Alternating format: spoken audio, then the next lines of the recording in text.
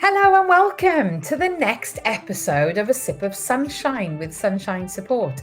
I'm your host, Chrissa. I'm the founder of Sunshine Support, and I have quite a treat today because I've got the amazing Jess Thomsett with me, who's one of our newer advocates. And Jess used to work for a local authority. Dun, dun, dun. So we're going to be talking very honestly about her experience. Jess, how are you? I'm really good, thank you. Really good. It's lovely to be here. Good, it's lovely to have you. I must say, before we get started, what I absolutely love about you is your energy. You've got so much like sunshine energy. Like it's just so lovely because it's hard to find people to match energy levels because we're all a bit like this at Sunshine, as you probably see. But I absolutely love your energy. Oh, thank you. Yeah, I do. I think I talk a lot. I always use my keyword of being buzzy, and I am. I'm like a little bee around sunshine, buzzing around all the time. That's me. All these analogies. It's like it's so on brand, Jess. It's so on. So, talk to me about sort of how you started in this industry or within this community. Where did it all start? How did you get to this point? Well, started way back when. So when I done my first ever work experience when I was at secondary school, I opted for a little preschool nursery down the road and started off as a day placement student, just to kind of get some work experience to think about what I wanted to do when I went to college. So I done this work experience and then decided that I wanted to go on to do child development. So off I went into the world of college. I done child development. And then I decided once I completed that and I'd done so much work experience in that, I'd done a baby placement, I'd done a nursery, another preschool, primary school, special needs school, you name it, I'd done experience there. I then decided to take a year out and I wanted to kind of find myself, make sure that I was happy with the field that I was going into. So I actually volunteered at a local primary school. So I definitely stayed within the education sector, knew that that's where I wanted to go. And the weird thing is, which is also so beautiful, is that the nursery that I went and done my work experience at is where both of my children went. Oh, And the primary school that I volunteered at is where my son is now. oh. So it's all kind of followed on really nicely. Um, I wasn't done there. I decided that I wanted to go to university. So I went to university and I studied education. And I wanted to specialise in special educational needs. So that's what I'd done. And then I decided that I wanted to do my teacher training. So I fell into a wonderful job in a independent specialist school, Yeah. working with children with autism and various of other special educational needs. And I'd done my teacher training whilst I was working there, which was really valuable actually, because it wasn't just about training, it was about the experience, getting to know the people that I was working with, obviously working directly with the children and young people. So I decided to kind of, do my training there. Had my son whilst I was still having doing the training. And then I decided that after I had my son, I wanted to do something a bit different. And the reason for that is because when I was working in the specialist school, there were decisions that were being made about the young people and their placement at the specialist school. And one day I arrived and the child that I was working really closely with wasn't there. So when I asked why, it became apparent that he lost his funding from the local authority. My God. So I wanted to find out a bit more about this Mm. and I tried to ask questions. I was told that it wasn't my place to ask. So I decided to embark on a new journey and go on to the other side and work as a caseworker at my local authority. So that's when I went in to be a caseworker. I was there for nearly 5 years. And now I am here at Sunshine Amazing. Support. So my whole experience and my whole career to date is based around child development, special educational needs, teacher training. And I think, there's a theme there that it was always going to be about the kids and Yes. that justice is what's driving you. You know, it is the fact that, you rock up one day and the child you're meant to be supporting is gone.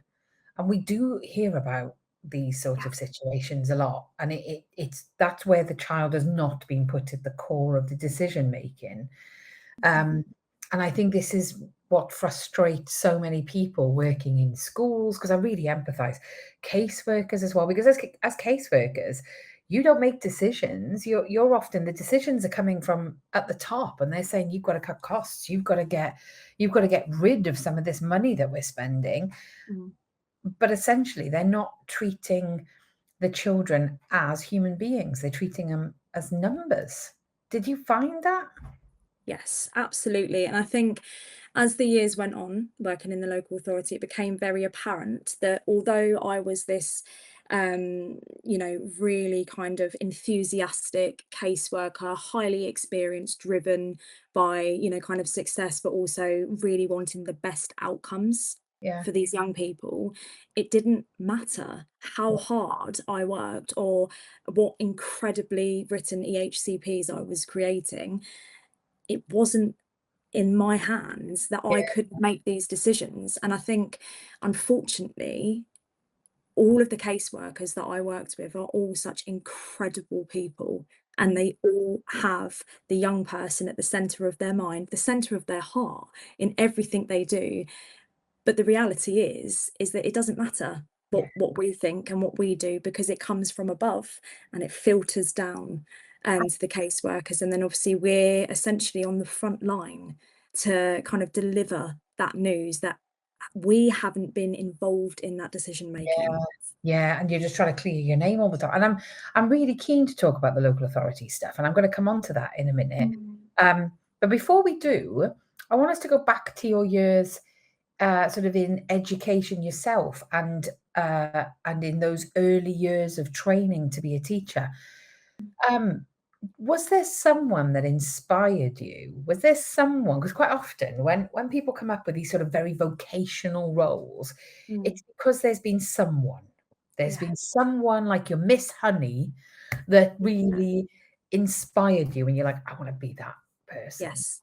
Yeah, definitely. So I, when I was at primary school, I had quite a lot of difficulty in that I had difficulty with my hearing. I was never diagnosed with a hearing impairment, but my mum noticed from very early on that I wasn't listening, and it wasn't deemed as selective hearing. I had a kind of difficulty there. So I was positioned at the front of the class quite a lot of the time.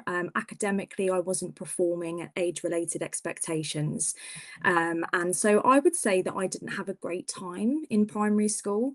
And my mum decided to move me to another primary school, sorry, in the hope that I would increase kind of like my expectations and not be struggling as much. So I moved to another primary school in year 5. So quite a critical year, Mm, and that it's the one obviously before phase transfer starts happening.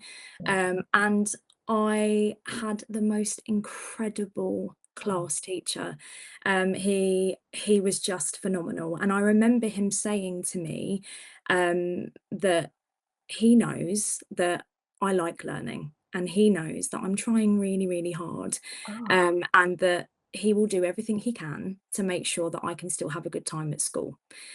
And it was in that moment that I realised that I wanted to do that for young people as well. And I wanted to be that person yeah, that was going to do a bit of hand holding and say, look, you deserve to come to school and you deserve to access education. It doesn't matter whether you are having difficulties, you are still going to do what you want to do. And I'm going to be the person to help you. So I valued that, and that kind of pushed me into wanting to drive myself. I've always known that I've had to work a bit harder yeah, essentially to get to where I am, but I think that brings me resilience, and I think it always has done. But he was kind of the person that I looked up to and wanted, aspired to be. Yeah. I love that.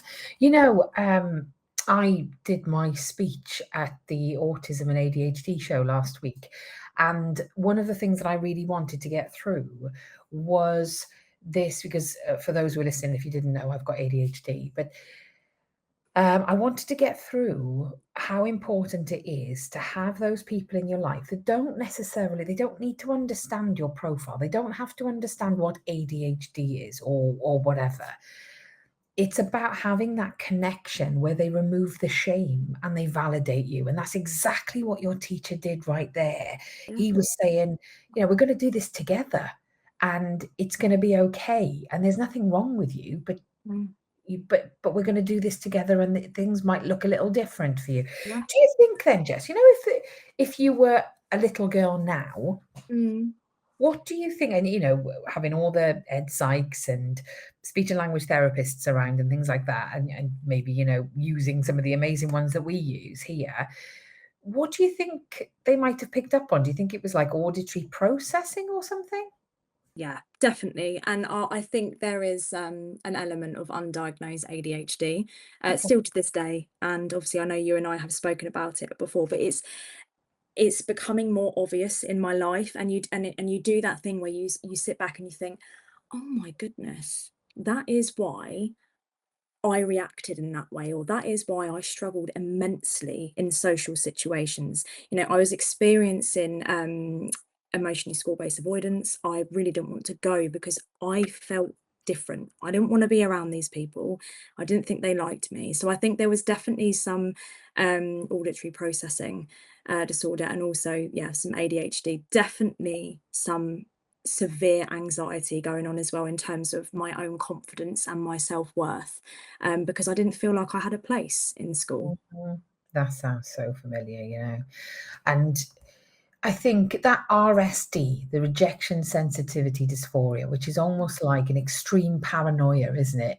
Yeah. Um, is so hard. And were you always bubbly like you are now? So I Yeah, I have a reputation for being bubbly, excitable, like a little puppy, and I am always the life and soul of the party. That's how my friends and my family describe me. It is 100% a mask. yeah, so nobody was going to uncover this anxiety because if you're anything like me, the more anxious you got, the more chatty you got. So then you looked more confident. Yeah. Yeah. Yeah, and it always used to be, I used to be called Jessie when I was younger. I was never Jess, I was never Jessica, it was always Jessie. Jessie's fine. She's absolutely fine at school. She's got so many friends. Everyone wants to sit with her. She's really chatty. She's really engaged in her learning. Stares out the window quite a lot, but we think that's just from where she's processing the information. Yeah. I didn't have a clue. I Yeah. was so unsure of myself and my environment and all of the environmental stimuli going on. I could not cope. And my mask was, yeah, I had a great day. It's so good. I love all of my friends. And that follows me through my life. And I'm still very much, not so much now that I'm happy and settled and at sunshine. That's a whole nother story that we can unpick.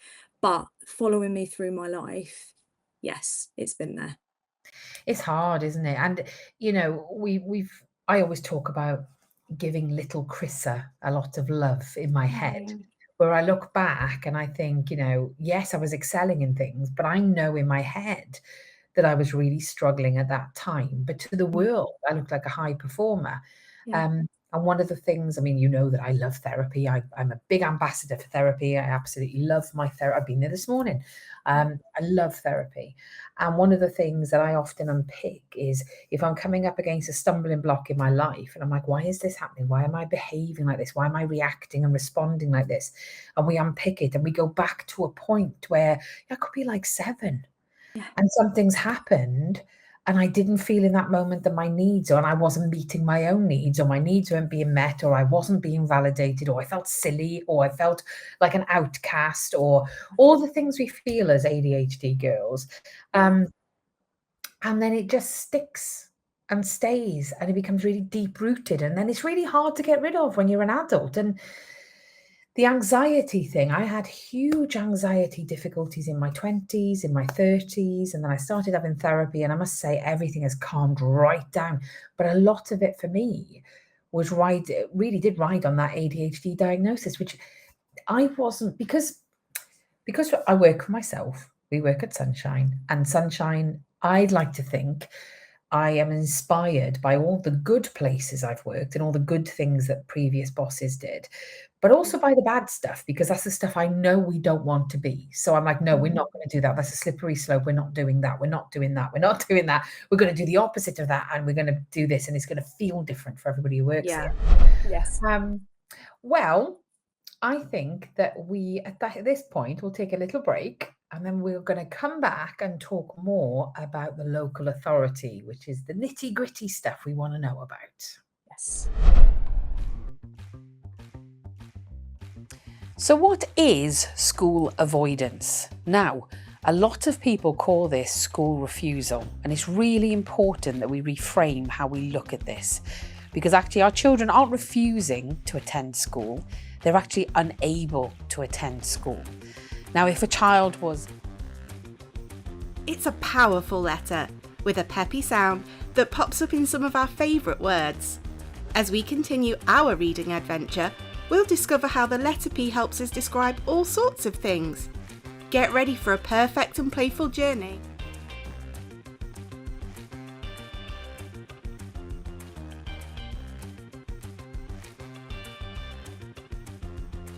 To get excellent outcomes for their young people with special educational needs and disabilities.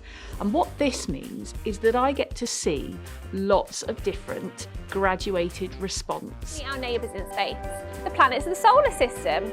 We live on Earth, but we're part of a much bigger family. There are 8 planets that all orbit or travel around the sun. Let's start with the closest. How to teach our children and young people the skills they need to regulate their own behaviour, but in a way that really meets them where they are, rather than encouraging them to mask their behaviour so that the adults around them find them easier to manage. We hope you find this course super interesting and that you get lots out of it. So without further ado, let's go on to the first module.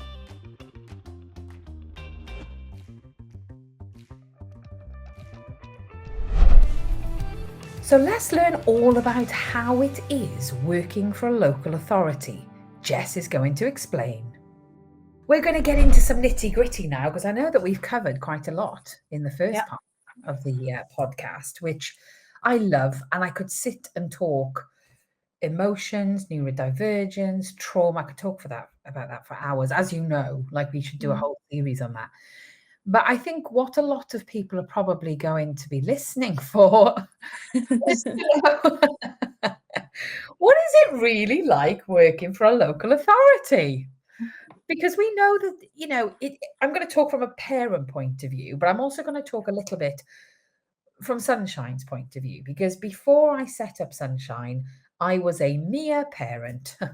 Mere parent. The amount of jobs that a send parent has to do, we're never a mere parent, are we? But I was very frustrated by anybody who worked in the system. And by the system, I mean education, health and care. I felt completely let down by nearly every single person. There was a couple of people that I thought, you know what, if everybody was like you, we'd get somewhere. But one of my biggest regrets, and it took me a long time to come to this point, was my child, my eldest, was in hospital after having a suicide attempt. And while she was in hospital, we submitted a High Court case, emergency care order, interim care order. And the case had to be heard on the day because I couldn't keep her safe anymore. Social care were not interested. She hadn't been in school for 18 months. The CAMS, let's just not go there. There was no support from CAMS. Everybody was full of judgment. We still hadn't got the final EHCP. We couldn't agree on a provision. Local authority had turned up to the first tribunal without their witnesses because they'd forgotten to tell them. So it had to be adjourned, but I'd taken all of mine and it cost me £8,000 to have them all there on the day, and I wasn't allowed to have my costs back. And that really stung. It hurt because I felt so disrespected. I felt like they were constantly trying to run my money out, and they kept coming back to check, where are you getting the next load of money from? I thought, it's none of your business. Anyway, cut a very long story short, we're in the middle of this discharge meeting.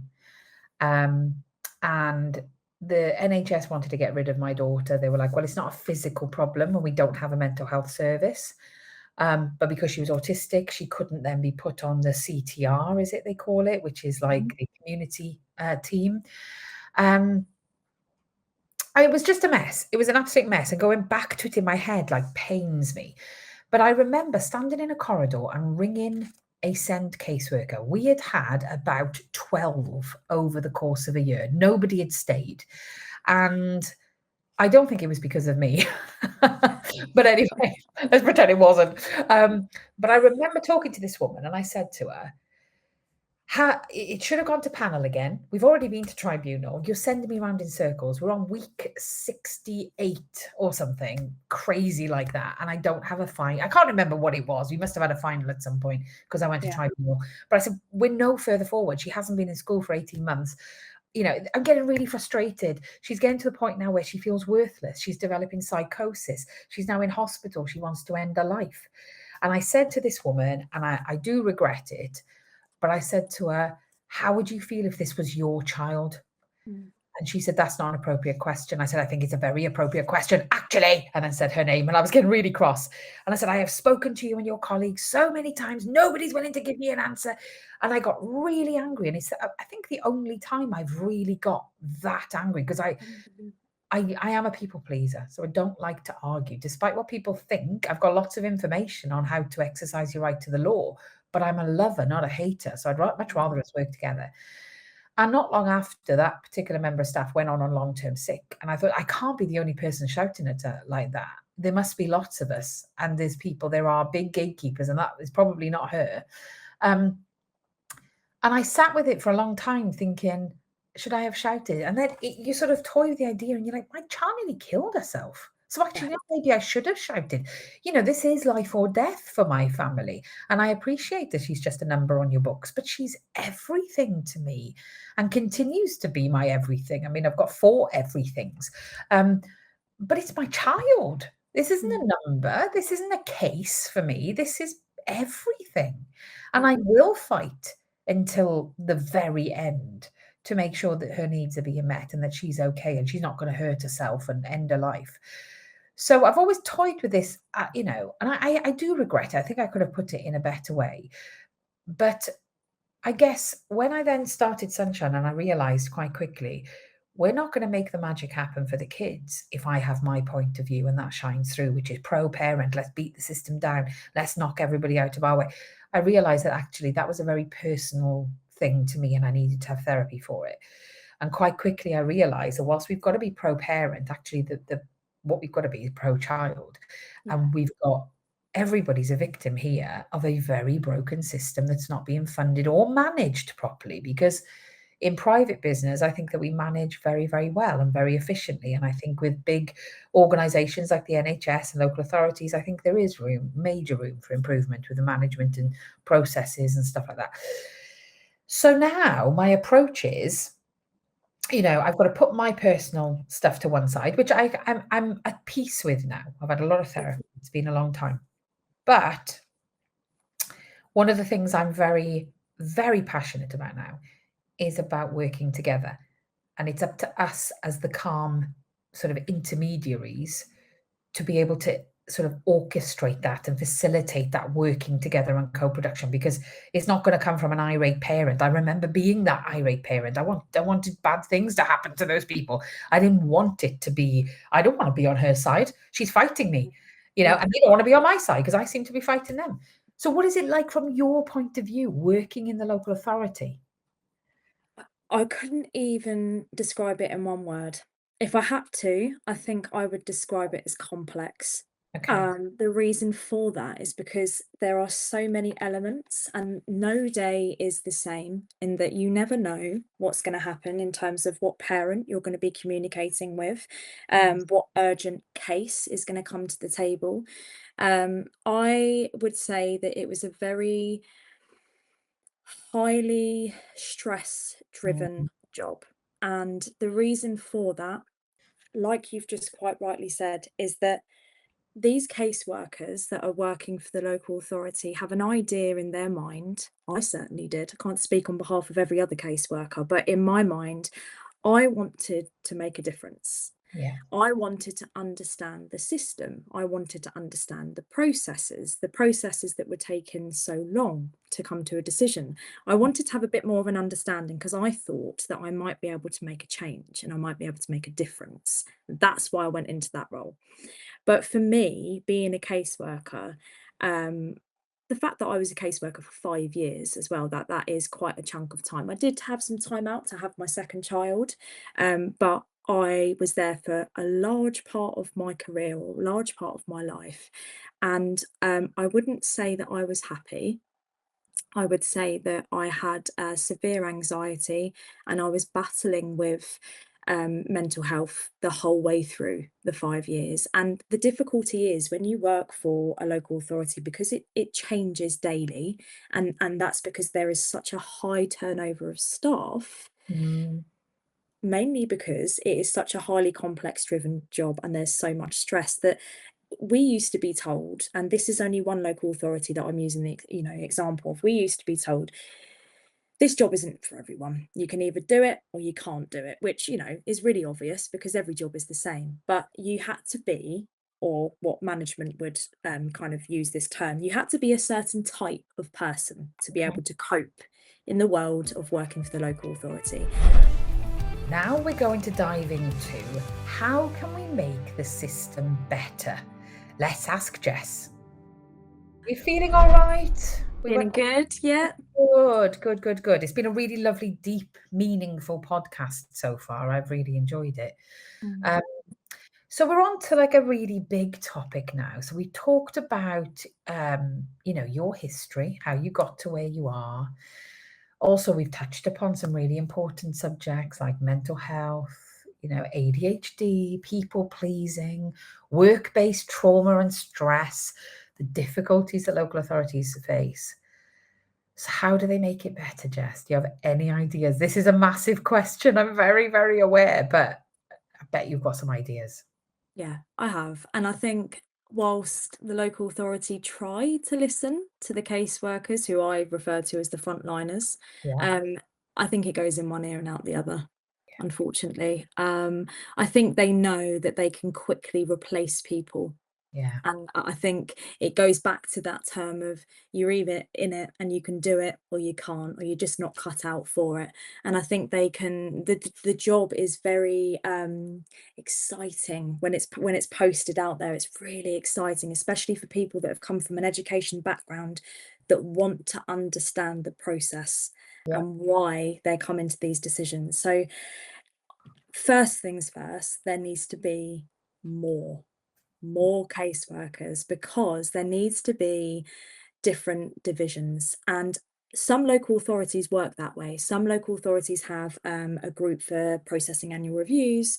Some people have EHCNAs, and from an outsider looking in, I think that would probably bring some clarity and some organisation across the team, and it would also take pressures off the caseworker. So for me, I done everything.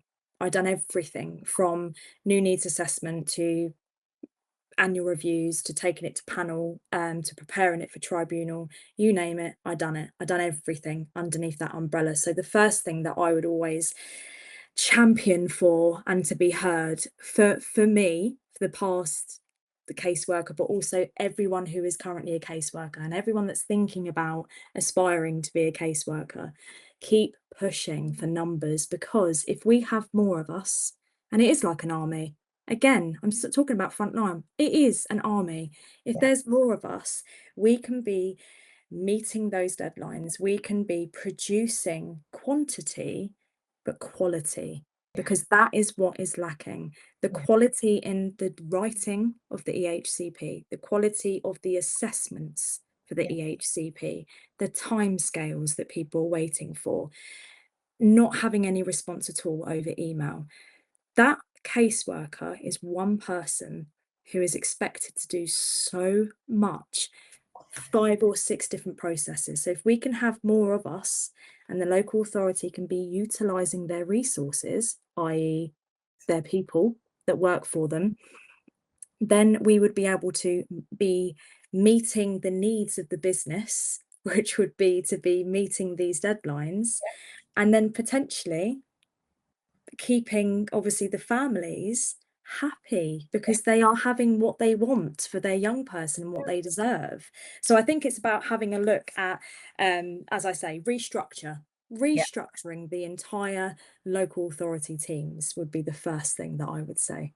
And can I ask you something on that note, right? So, I've given BBC interviews on this very topic about the fact that we need more caseworkers. I was actually shut down on the BBC at one point because they were like, that's not helping parents now. And I was like, but if somebody's listening, surely that's a good thing. Anyway, I said we need more caseworkers. We need at least double the amount of caseworkers. However, I'm also seeing, and I'm going to go for the elephant in the room here. It's not going to affect you, Jess, so don't worry. But I'm also seeing, if you look at any of the job sites, Indeed or, the council job sites, they are advertising interim caseworkers for £300 to £500 a day salary because it's a temporary role and because it's stressful. But I also know in the same local authorities, they've got people working on between 25 and 35k who are seeing these jobs pop up going, why am I bothering about doing this permanent full-time job where I am stressed out, where they're offering, I'm sure I calculated it as something like 80 or 90,000 pound a year. Yes. And some of them don't take holidays. So because they're self-employed, they're like, I don't need to take a holiday. I'll just keep making the money. And I questioned one once because they came and had a chat with me. And I said, how can you sleep at night knowing that you're taking that much of the budget? Like your salary is 3 times what it should be. Therefore, it's paying, by paying you, they could be paying for 3 of you. And they were like, don't hate the player, hate the game. And I'm like, but that's broken. Yeah. So like there are local authorities and there's some that have come under significant scrutiny where they've had external consultants come in, review the spends and go, what the hell is this? Why are we spending so much money on caseworkers? But it's not the permanent ones. So then you've got this unrest. Like I know how it would feel here. Imagine if I put, we need some temporary advocates. I'm going to advertise it as 3 times the cost. You're going to go, well, I'll apply then, Chrissa. I'm going to leave my job and I'll come and be one of your temps. So this is exactly what happened. So there's me feeling like I was losing myself and thinking about potentially looking for other jobs, but I kind of done that thing where I went, whoa, hang on a second. I get a really good pension. I get full sick pay. It's a full-time job. I predominantly work from home. Get over it. Then I would keep seeing these interim and I'm thinking, hang on a second, let me look into this. And I did. I looked into it because I thought, I know that I can turn over. If I really wanted to put my mind to it, I would be able to write X amount of EHCPs in one day. If that's what they're basing it off, I could do it. Yeah. The reason why I didn't go for it is because I know that in my heart, I would not be able to do the job effectively because I would, again, it goes back to, I would not be writing these high quality EHCPs and having meaningful, deep conversations with the families and the young people, engaging with the schools, having that collaborative, positive working approach. I wouldn't get any of that. I'd literally just turn up, do my job, shut my laptop. Now, that seemed really, really something I needed because I was craving this break, whatever the hell that was. I needed something. So I thought, do you know what? That does actually sound like a good idea because then I wouldn't have all of the parents know who I am because I'm only there for 3 months and I could move to a different local authority. And I thought, I can't do it. I can't do it. It doesn't matter how much money, I can't do it. And then it got me thinking. And then I thought exactly what you've just said. If they put that money into permanent staff that were qualified, experienced, passionate, they would likely keep that caseworker. We would build our team. We'd have a fantastic group of caseworkers that would be able to provide the families and the young people with what they need in terms of communication, and be producing and turning over these incredibly written EHCPs. But they're not. They're rushing to get to these deadlines, missing them anyway, and then ending up in tribunal. So if they actually put their money into people permanently, it'd be making the world of difference. Oh, Jess, it's been an absolute dream speaking to you, honestly. I could have just gone on for hours and hours. I'm sure it's not going to be the last podcast that we do, and you've given me some ideas which I've actually written down for more podcasts. So I will be coming back to you to book you again for some more podcasts. But we'll leave it there today. Guys, I hope you really, really enjoyed. Please do comment wherever you are watching this, whether it's on YouTube or the Sunshine Academy or Spotify. Let us know your thoughts and also your experiences as well, because we love listening to the experiences of our audience and our community, because that's how we tailor the rest of our content for you. So let us know what you think. But Jess, until next time, I'm going to say goodbye. And thank you so much. It's been wonderful. Oh, thank you. Thank you for offering me the safe space to share my experience. Always, always. I hope you enjoyed our episode today. I know I certainly did, touching upon things like emotions, emotional health, brain health, trauma, private sector versus public sector. I mean, we went into so much detail. We will be back soon with another episode of A Sip of Sunshine. Again, do let us know what you think in the comments, and we'll see you soon. Bye.